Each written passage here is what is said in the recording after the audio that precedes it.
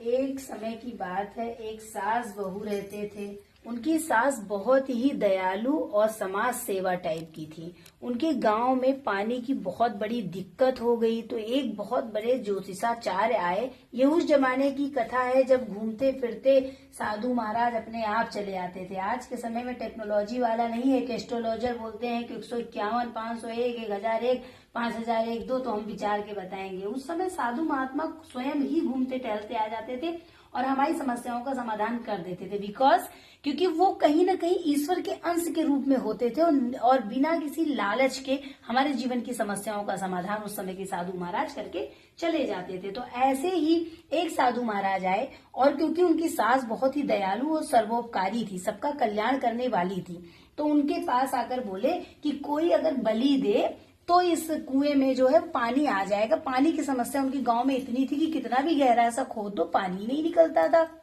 तो उनकी सास बोली, अच्छा महाराज जी कुछ करते हैं, और ऐसा कह के सुन के वो अपने घर को चली आई।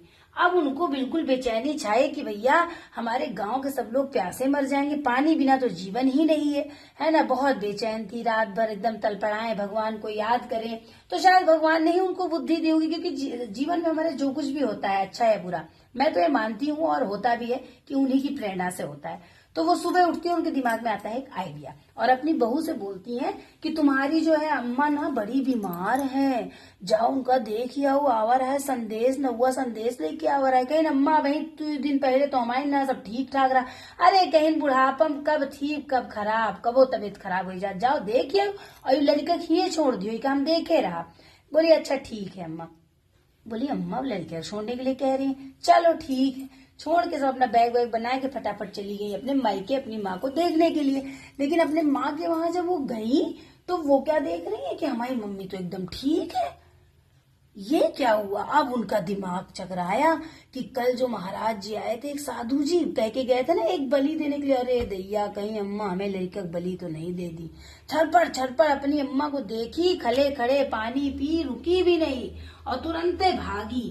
और भागी उधर से वापसी में और आई तो कुएं में देखे उनके गांव का जो कुआं था बेटा, कुआं उसमें पानी ऊपर एकदम ऊपर तक पानी आ गया। जैसे बाढ़ में आ जाता है तो पानी नहीं भर जाता है, कहीं इतना पानी आ गया। अब वो भैया भागते भागते आए तो एकदम बोली चलो हाथ पैर मुंह धुल ले, एकदम जैसे नहीं होता प्यास लग जाए। अगले दिन सकट थी, सकट में सुबह व्रते थी, उनको समझ में आ गया कोई कहानी कोई तरह से जल्दी भागते हुए आई, हाथ पैर मुंह धुली। और जब मुंह धुल के ऐसे अपना आंचल पोंछने लगी तो ऐसे लगा कि उनके कोई साड़ी ना खींच रहा है, साड़ी खींच रहा है। तो वैसे 1-2 बार छुड़ा ली, उसके बाद खींची तो उसी के पल्लू से कौन निकल के आया, उसमें से उनका बेटा। अपने बेटे को ली एकदम अपने कलेजे से लगाई और सकट माता को, गणेश जी को सब एकदम धन्यवाद करी, प्रणाम करी कोटि कोटि। और कहीं अरे राम, तो अम्मा यह कलाकारी के लिए हमको भेज दी थी। अब उनकी सासू माँ क्या करी थी, उनकी सासू माँ के विचार ये थे कि एक मैं अपने पोते की बलि अगर दे देती हूँ तो पूरे गांव का कल्याण हो जाएगा। पहले के लोग बेटा कैसे होते थे ना, है ना। लेकिन उन्होंने एक काम किया कि ये जो सुपारी है, देखो एक तुम्हारी सुपारी है, एक दीदी की, जितनी संतानें होती हैं हमारे वहां उनके नाम की एक सुपारी रखी जाती है। तो ऐसे ही वो अम्मा एक सुपारी उठाती है, क्योंकि अगले दिन सकट चौथ थी, और उसकी जो है शर्ट की जेब में डाल के उसको देती है बलि करने के लिए कुएं में। और शायद यही प्रभाव था उनका, क्योंकि जब हम अपना मन बड़ा कर लेते हैं ना बेटा, तो भगवान भी हमारी हेल्प करने के लिए, सहायता करने के लिए खुद ही आ जाते हैं ना। तो ऐसे वो लेके अपने बेटे को चली आती हैं, कहती है अम्मा दरवाजा खोलो। अब उनकी सास जो कांड करी है वो एकदम भयभीत, क्योंकि वो अपने पोते का क्या कर चुकी है, बलि दे चुकी। उनके हिसाब से तो वो है ही नहीं।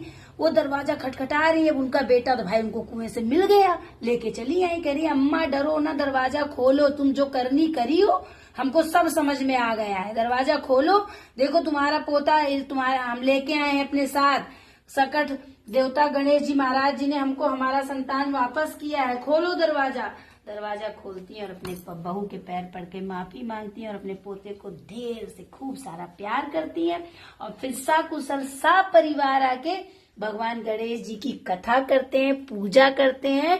बोलो गणेश जी महाराज जी की जय। जैसे उनकी संकट में रक्षा करी गणेश जी ने, वैसे ही सभी बच्चों के जीवन की किसी भी तरह की संकट हो उससे रक्षा करें, सद्बुद्धि और सन्मार्ग प्रदान करें। बोलो गणेश जी की जय, संकट माता की जय।